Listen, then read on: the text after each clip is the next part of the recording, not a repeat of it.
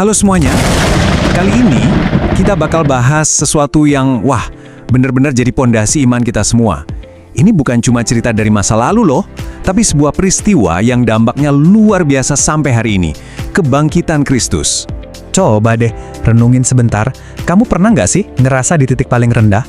Di mana rasanya udah deh selesai.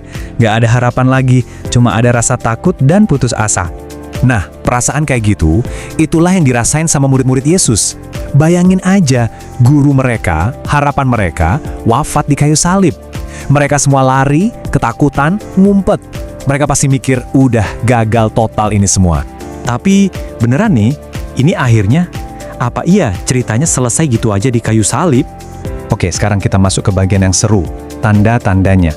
Unik loh, kitab suci itu nggak ngejelasin detik-detik Yesus bangkit.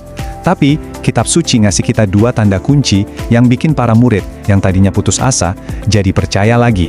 Tanda yang pertama, makamnya kosong. Bisa bayangin nggak? Pagi-pagi datang, batu penutup makamnya udah geser, dan jenazah Yesus nggak ada di sana. Wah, ini pasti bikin mereka shock banget. Terus apa artinya makam kosong ini? Nah, ini penting banget. Buat mereka ini jelas bukan cuma kasus jenazah dicuri.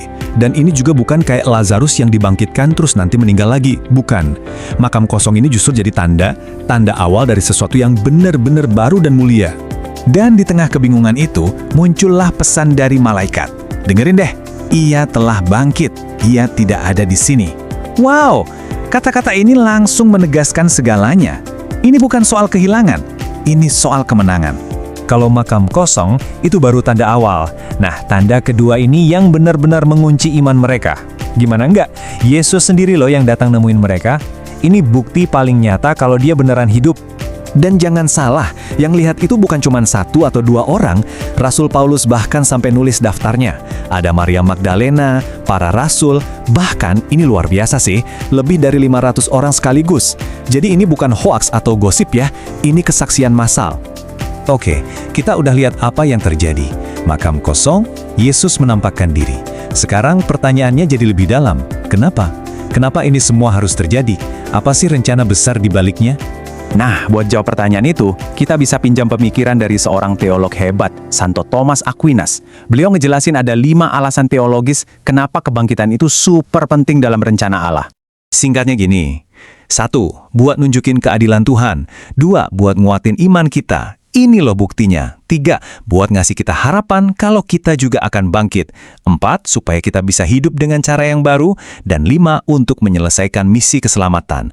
Jadi karyanya itu nggak berhenti di salib, tapi puncaknya di kebangkitan. Oke. Itu kan cerita 2000 tahun lalu. Keren sih. Tapi, so what? Apa hubungannya sama kita yang hidup sekarang? Yang pusing mikirin tugas sekolah atau masa depan?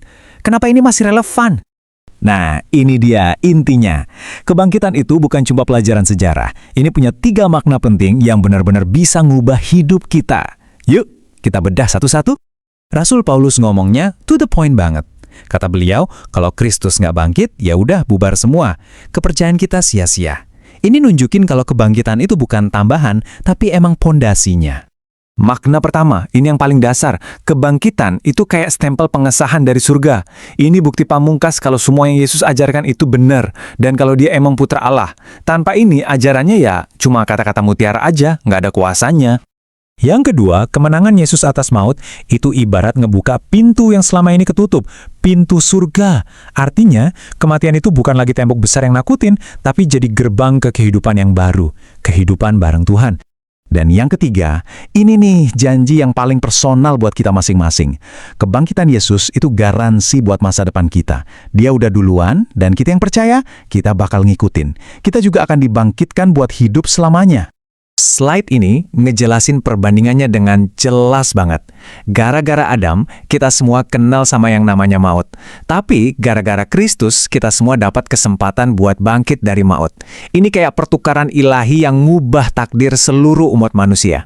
Oke, kita udah ngomongin tanda-tandanya, alasannya, maknanya. Sekarang yuk kita tarik semua ini ke dalam diri kita sendiri.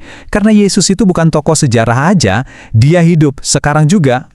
Jadi pertanyaannya sekarang bergeser. Bukan lagi apakah dia beneran bangkit, tapi gimana ya caranya aku bisa ngerasain kehadirannya yang bangkit dalam hidupku sehari-hari? Dan ternyata, Kristus yang bangkit itu deket banget sama kita. Dia nyapa kita lewat banyak cara. Waktu kita baca kitab suci, itu dia lagi ngomong. Waktu kita ikut Ekaristi, kita nerima dia langsung. Lewat sakramen, dan bahkan lewat senyum teman kita atau bantuan dari orang lain. Di situ dia ada. Nah, kita sampai di ujung pembahasan. Kalau kita benar-benar percaya semua ini, percaya kalau kebangkitan itu nyata, maut itu udah dikalahin, dan kita udah dikasih hidup baru, terus apa bedanya buat hidup kamu mulai hari ini? Apa yang bakal kamu lakuin secara beda? Cara kamu lihat masalah, cara kamu ngobrol sama orang tua, cara kamu mikirin masa depan, apa yang berubah? Nah, pertanyaan itulah yang jadi pekerjaan rumah dari Kristus yang bangkit buat kita semua setiap hari.